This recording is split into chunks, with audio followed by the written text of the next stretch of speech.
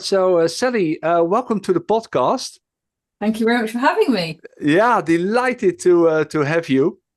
Um, I guess my first question is: I've been very classically schooled as a line manager, and I was always told to, recognize someone's strengths, but then immediately to focus at someone's development areas because we needed to have, all-round persons with all skills equally developed, and by paying attention to their development areas, we were actually helping them.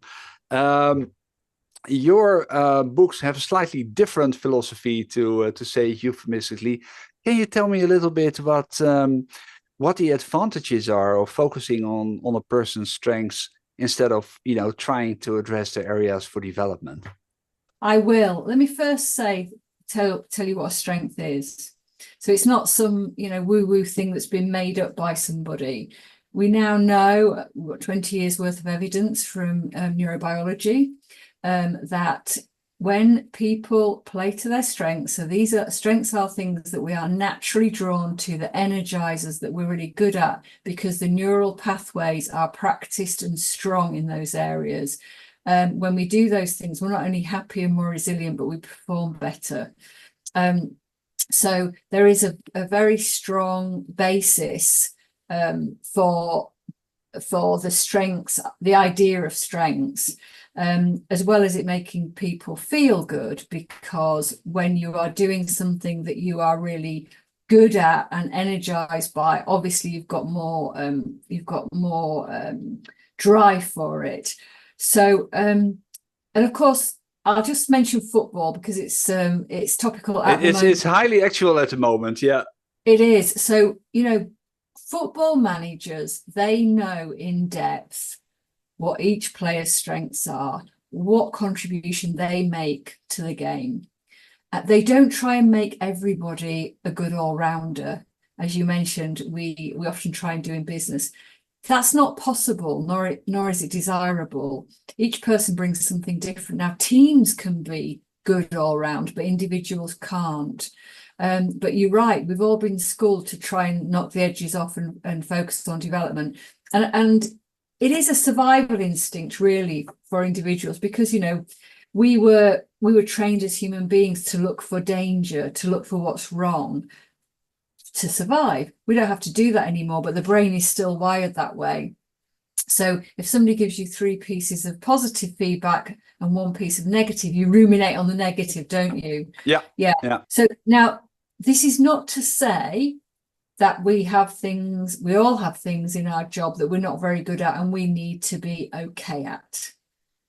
That is true for all of us. But if you're spending too much time trying to work around the things you're not good at, your motivation drops and your performance, it'll be good at best. It won't be great.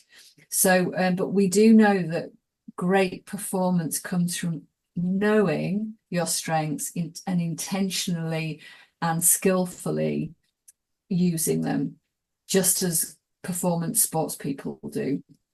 Yeah. Yeah, I fully agree. I mean, it reminds me sometimes a little bit of the picture I always use is if you were to do a performance evaluation of the Rolling Stones, you might say, well, Mick Jagger is quite good at singing, but his drumming skills are not up on par. Yes. So that's, yeah, I think Exactly that. I think we have a tendency to do that. So, but I'm interested, where does your personal interest from in strength stem from? Do you have had any experiences yourself which basically inspired you to take that as a topic and work on that one for a long time? Yes, I do. And it goes back quite some years to when I was in one of my first jobs as a graduate. I worked for a company called BT Marine, which was part of BT International, laying submarine cables in the ocean for communications. And one of the jobs that I had in the early days was crewing the ships. So we get 24 hours notice to get the ships to sea. And I was responsible for getting the right crew with the right mix of skill on the ship. Now, I love that job. It was so me. even though I was a fairly shy 23-year-old or something at the time, I'm really good at connecting people. I'm very energized by that. I'm a good problem solver. I'm very persistent and determined. I like being around people. I like learning. All of these things made me great at the job. And I did so well in that job that they promoted me, much to my surprise, much to my delight. They promoted me into a job which involved doing research for trade union negotiations. Now, it took me a matter of days to realise this job just wasn't me. I was in a quiet office sitting in front of a computer screen, and some people would really love that kind of work, but I wasn't one of them. And I immediately thought, well, there's something wrong with me. They put me through this elaborate selection process for this promotion, and I'm not enjoying it, and I'm not all that good at it. And I also could tell my boss was disappointed because she was told she was going to get some high flyer. Yeah. Now, I didn't understand why that was happening until some years later when I was at a conference and I heard a Harvard professor speaking about this new emerging field of positive psychology and how that psychologists were starting to know a lot more about what was right with people, in other words, their strengths. And the light bulb went on for me at that moment, and I thought, oh my goodness, I was a square peg in a round hole in that job. And there was nothing wrong with me. I was just in a job that was the wrong fit for me. But the damage it did to my confidence for quite some time, and that stayed around. And so when I got the opportunity to start working with strength, so after having that revelation, I was actually working at The Economist at the time, and started to study our best salespeople around the world to understand what made them so good. So that was my first foray into understanding people's strengths who were really great fit for the jobs they were doing. So it took some time to join those dots, but by that point there was a lot of research going on in the academic sphere. Gallup, the global research organization, has started to study this as well. And of course now, I've made a career out of that, and it is, Dirk, I would say people are hungry for it.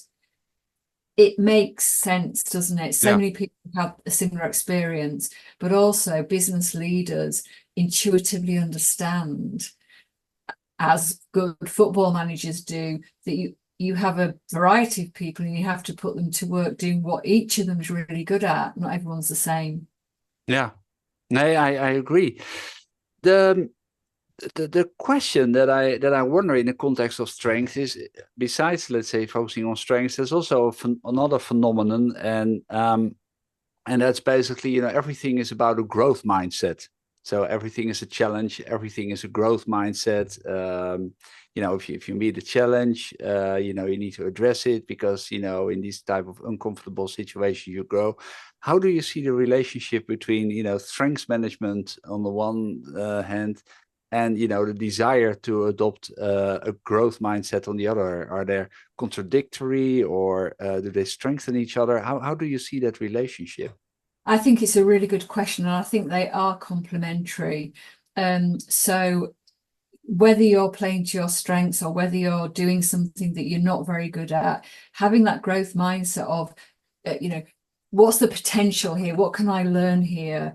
And focusing on that rather than just the outcome, I think is really, really important. So they are complementary. However, what the growth mindset isn't saying is, well, you should be able to be good at everything if only you adopted this growth mindset, which of course we know is not true. Yeah. So I think they can be taken together. And of course, amongst young people, whilst you can see a child's strengths sometimes very early, you can see what they're drawn to, you can see where they've got natural affinity. What I would always encourage parents and teach to is give them opportunities to try lots of things. Yeah. So not to, and I would say that for people later on in their career as well, not to box yourself in and say, oh, well, that's not me.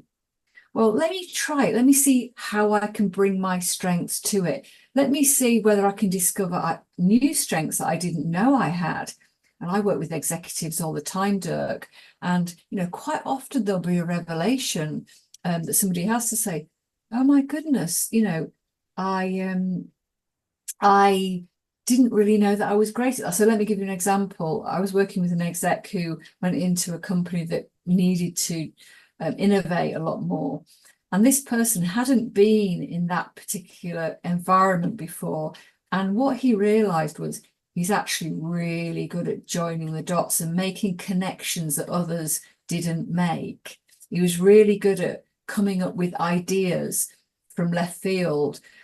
So these were strengths that was, if you like, dormant because he hadn't been in an environment that needed them.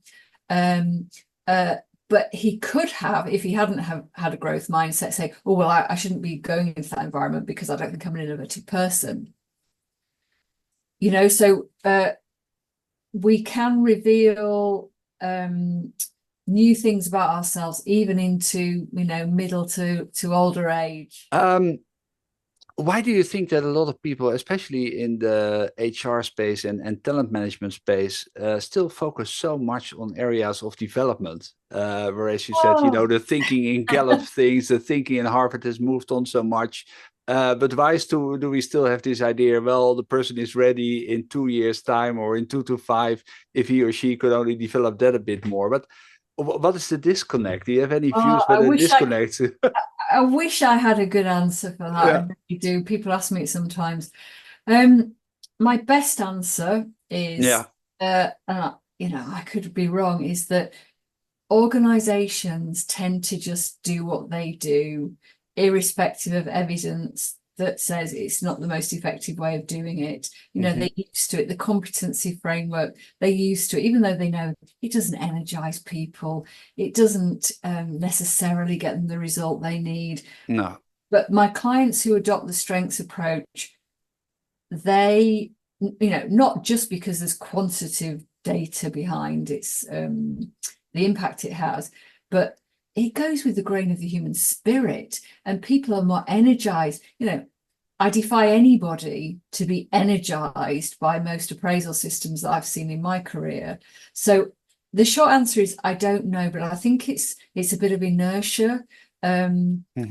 Certainly all of the work that I do with clients are with leaders who want something different.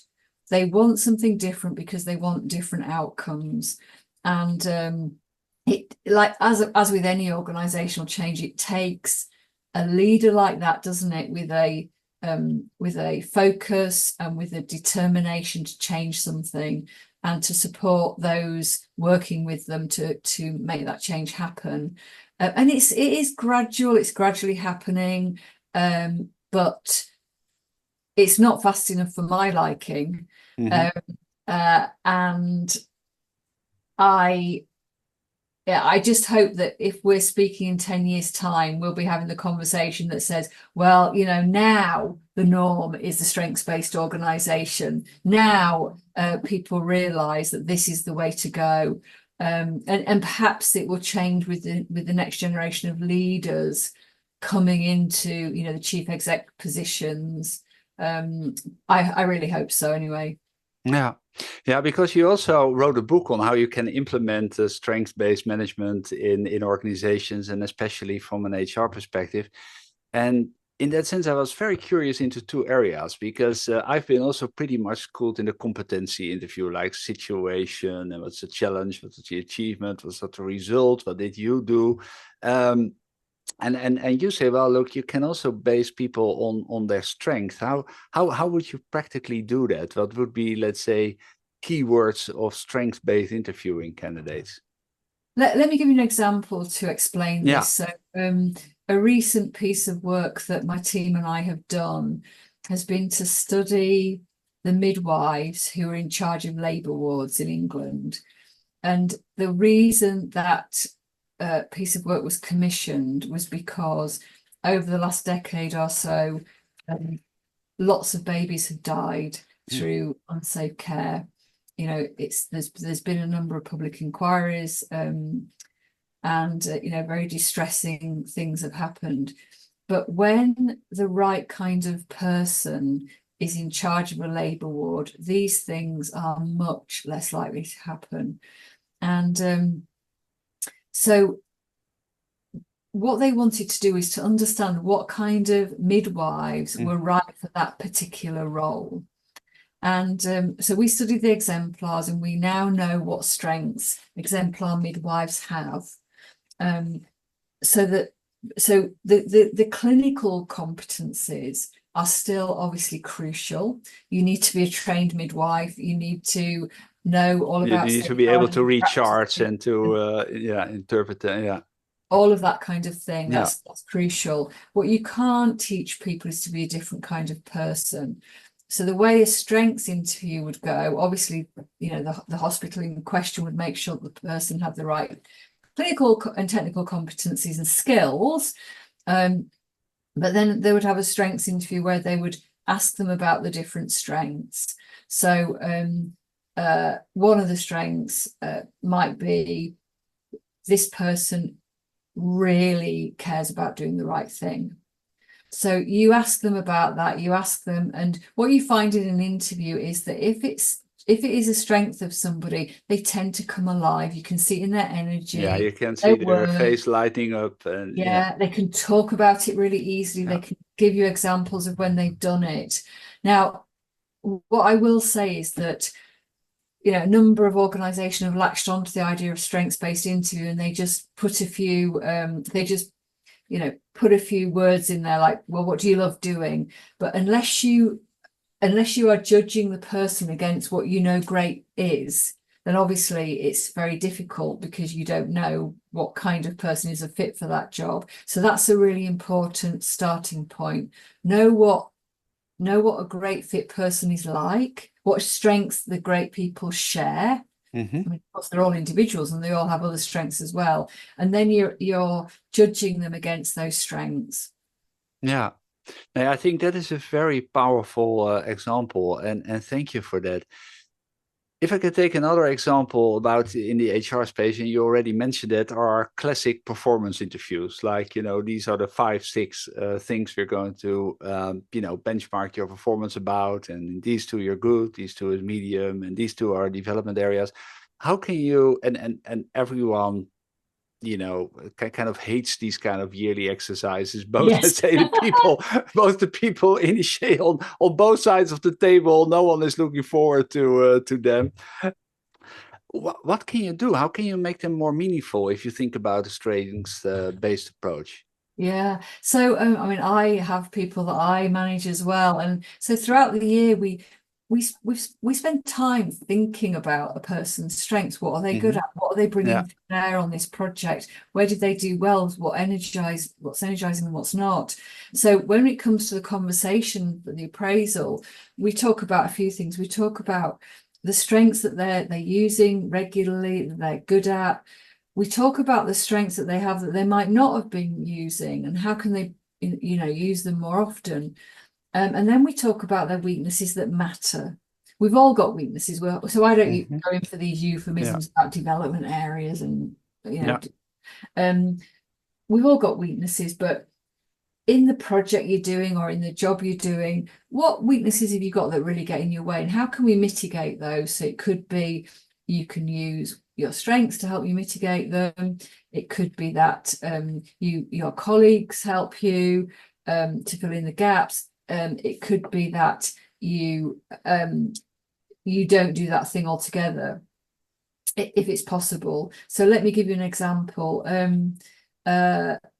If you're working with someone who for whom natural empathy isn't a strength, and you're having to build good relationships with others, then if you know that this person doesn't have natural empathy, their colleague does, you can have a conversation that doesn't feel like criticism about, oh, I've got to go and see so-and-so tomorrow.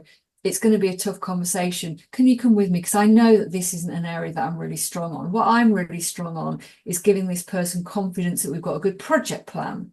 But the empathy building, the connecting isn't some. So you suddenly can start to have conversations like that without people feeling criticized or deficient in some way. And it's really quite honest, and it makes people feel relaxed. Sometimes I actually see people physically sit back in their chair and breathe. It's like, oh, I don't have to be perfect.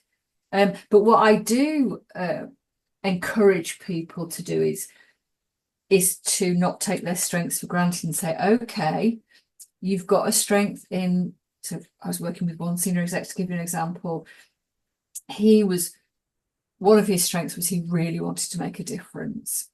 And he was a very determined character. These were strengths. What he hated was being in the spotlight. That wasn't a strength, but he got a board position. So, and he's saying to me, oh, well, I don't want to go on stage. And I got him to reframe it and say, okay, how much do you want to make a difference in this board? Well, this is what, I really want to. I want to do this. I want to do that. And I said, so could you see going on stage and talking to these hundreds of people an opportunity to make more of a difference? So you're bringing that's a good question. Yeah. So to help people think about their strengths in the round.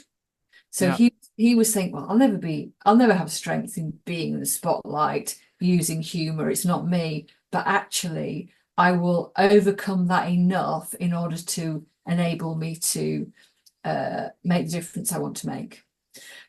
So you start to see that whilst it's a simple concept, the concept of strength, it's nuanced in that strengths work together, and also we develop our strengths if we choose to focus on that. So one more example I'll give you to bring that to life.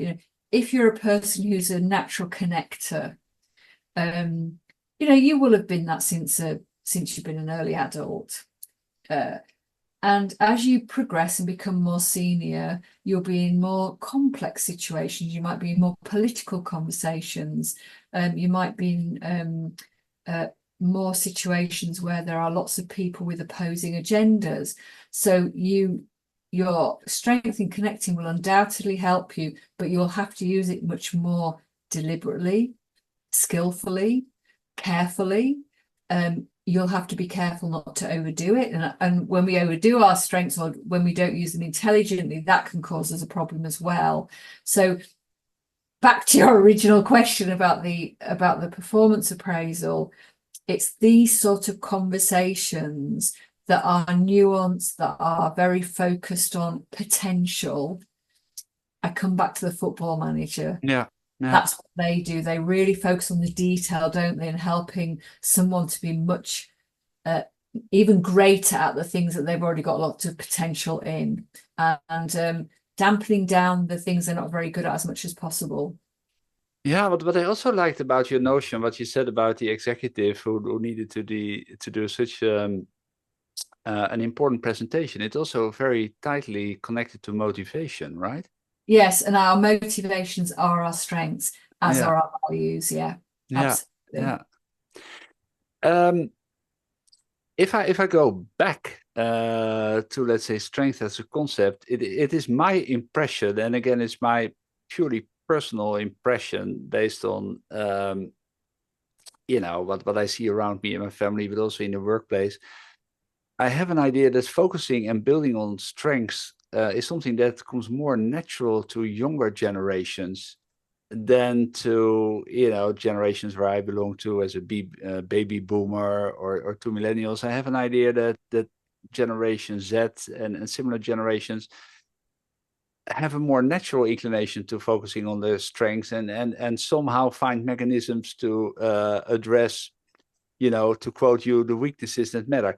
Would you agree with my observation, or is it something that you don't recognize? Well, yeah, I think it's a really interesting observation, and I don't know that there's any research on this. No, me neither. No. However, for certain, the younger, I would say people in their 20s and early 30s, their parents were part of a generation, certainly in the UK and the US, of a movement of positive parenting, you know, where it was all about praise and you know, folks telling the child they were good all the time. I mean, that can be overdone as well. And I think sometimes you can have a situation where people know themselves, usually, if they're not very good or they haven't done a very good job. So if you're telling them they have when they haven't, do you remember there was a whole thing at one point where all children in sports days had to get prizes? There were to be no losers and things like that. Yeah. Now, I'm also very familiar with the phenomenon of helicopter parenting. Exactly. Yeah, I think that's another thing. So I certainly, you know, I work with a lot of people in their 20s and 30s, and I certainly see them, you know, less modest and much more willing to have conversations and wanting to focus on their strengths. So I think it's probably a function of parenting, maybe also education, where the idea of boosting self-esteem wasn't really something that was talked about, was it? No. Maybe 10 or so years ago, but now there is a notion of self-esteem being really important, which of course it is. I mean, critics of that approach will talk about how it's led to people being less resilient, which again, I mean, there is some limited research on that. What I find in the older generation is much more of a sort of crossing of hands and modesty when you give them a compliment or comment on something they've done very good at, so that when they've done very well. And of course, it's culturally different as well in different countries. So I find that in the United States, people are much more happy to talk about their strengths and what they're good at. It's much more in the sort of national psyche to talk like that. In Britain, where we like to do ourselves down, and I don't know about the Netherlands, it's more uncomfortable. Yeah. Now I recognize both cultures a little bit. And let's say I was born and raised in the Netherlands, where modesty, I would say, was not considered to be a kind of national sport. On the other hand, I live in Switzerland now, where modesty definitely is a national sport. So in that sense, yeah, I think there's also, let's say, differences in national cultures, perhaps, that play a role. I like your phrase, modesty as a national sport, and it's something that does genuinely come up as an objection that I get to the strengths approach sometimes. And my answer to it is, you know, if you don't tell colleagues what strengths you've got, it means that you inhibit their ability to ask you to support them. So, you know, to me, it's about service. It's about helping others, serving your team. And also, I mean, we've studied nurses as well, who do tend to be a modest bunch, and sometimes it means they don't put themselves forward for promotion, they're overlooked, they don't value themselves enough, which again can inhibit the service they're able to give. So I try and sort of remove it from and also the impact they could have. Yeah, the impact they can have. Exactly. Yeah, exactly. So I think modesty is a bit overrated. I would agree with you. Hey, if you look at I loved your phrase, weaknesses that matter, by the way. I love that. If you think about weaknesses that matter, and you think nowadays everyone is talking about AI, so I feel now compelled in every podcast to bring it up, because otherwise it doesn't count anymore. But do you see any, let's say, logical points where AI might fit the bill? Because I think certainly in terms of, you know, compensating, let's say, certain weaknesses, there seems to be something in it. But do you have any perspectives on that, Sally? I think there has to be something in it, doesn't there? You know, if you're a person, for example, that isn't into the detail and doesn't have the energy for the detail, if you use something like Microsoft Copilot, maybe that will help you if you're in meetings and so on, and you need to be paying attention to the detail and you can read it later. I can see that. I mean, I know it's early days in terms of application of AI to real problem solving at work. One thing that does worry me is that sometimes we need to go through the functions, if you like, that AI can do for us very quickly in order to learn and get to grips with things. And the example that jumps to mind is a trainee lawyer, you know, having to do research, really pouring through things, really kind of puzzling over, well, this paper says that and that paper says that, and what do I think about it? So developing those analytical skills. You know, will AI, of course we don't know yet, but will AI block people from developing some of the foundational skills that are really important in some jobs? I don't know.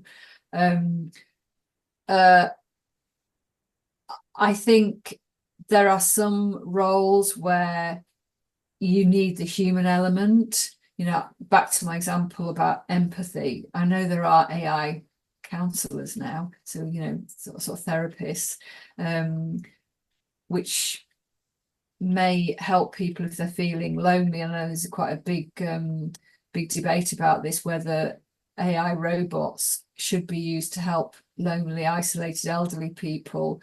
But of course it can come across as quite wooden. Mm-hmm. So back to your question, I think AI could be a good supplement to fill in our weaknesses that matter, but done with great care to make sure that we don't block our own learning and important reflection in some of the complex jobs that we have. I mean, the thing about strengths is when you see somebody who's in the right role for them, playing to their strengths, it's authentic, isn't it? Yeah, authenticity. Yeah. Yeah. So yeah, I think yeah. it touches on the area of ethics in the use of AI, and you know, what we should be using it for. I think as a tool to help us for sure. But if we're trying to mask something, or you know, the example that you told, people would soon pick that up, and it would probably not be positive in the long run. No. Hey, a completely different question from my side is, you work for a PA consulting group for, let's say, very, very big clients. Now, if a client comes to you and say, Sally, I want to basically, you know, start thinking about, you know, a strengths-based approach. Can you help me? What are some of the starting points in those conversations for you? What are important leverage points? Right, first of all, they hardly ever say that. They hardly ever ask that question, which is good. The questions they normally ask are about, you know, we need to improve our performance as a business. We need to be better against our competition. We need to improve our safety, which was the case with the maternity example I gave you. We need to improve our staff morale and engagement because we've got a skills shortage. As you know, in many sectors they have a skills shortage, so they have to be better at providing good cultures for staff. So they're the kind of problems they come with. And you know yourself, Dirk, senior people aren't really that bothered how you fix their problems. They just want them fixed. But when they see the impact of a strengths approach, and it is really like spreading magic dust because it connects with people, they like it. I told you earlier that people breathe a sigh of relief. It's common sense, isn't it? And of course, now there is a lot of quantitative as well as qualitative data of the impact that it has, but they're the main areas. So at the moment I'm working in, as I mentioned, midwifery, in ambulances, in the energy sector, sectors where safety is important, and sectors where if you appoint the wrong person, you are introducing risk. But if on the other side, if you appoint just the right person, you are introducing a lot of potential and you're guaranteeing performance. The other big area which I've seen grow really in the last couple of years certainly since the pandemic, is where leadership teams really want to better understand what explains their success, what they can do more of, and how they can work together more effectively as a team. Because, in the past, they've sort of recruited an executive, a headhunter has gone out and found a person, and now they're much more interested, come back to the football team analogy of how is this team going to work together? How is each person's strengths going to contribute to the mission? And actually, the private equity sector has led that kind of thinking, because they know that if they invest in an organization that hasn't got the right leadership teams, the right combination of strengths, it won't give them the return that they are looking for. So there's much more. It's gone from being, oh, that's interesting, let's do a psychometric to find out. It's translated now in hard returns and metrics. Exactly that. And that's very interesting work. Yeah. Okay. Hey, Sally, we discussed a lot of elements around strength during this interview. I think we touched on a number of areas and a number of applications. Are there any things we haven't touched on, or any aspects we haven't mentioned that you would like to bring up? There is just one, Dirk, and it's something that's dear to my heart. I work with a lot of different people, from women in prison who are about to leave prison and need to get a job to get their life back on track, to very senior people in big corporations.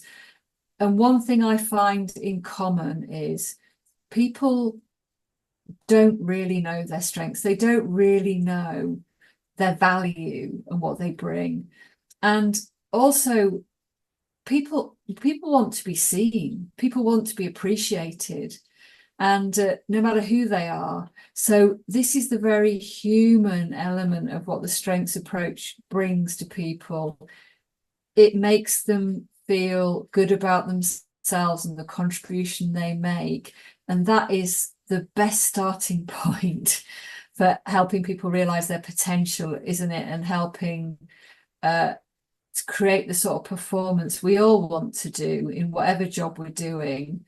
And I think if we could bring this thinking more into the public arena, into the political arena, something that sports has known for forever really, then it would be a better world. There'd be less burnout. There'd be fewer people with real problems with imposter syndrome and lack of confidence, and there'd be more satisfaction and engagement at work. And what is not to like? It's a win-win-win. It's a win for individuals, it's a win for the employers they work for, and it's definitely a win for patients, being cared for, people who are in the right job, for people going into shops, being served in coffee shops. It's a win for everyone. So I suppose that's my parting shot. I see the impact this makes on the heart as well as the head. And thank you for giving me the opportunity to talk on the podcast, because I hope it helps more people to switch on to this approach. It's really powerful. Now, thank you so much for the interview, Sally. And I'm sure that a lot of people like me felt really, really inspired by it. So thank you. And it was wonderful having you. Thank you. Thank you so much, Dirk. It was really wonderful to chat. Yeah. Yeah.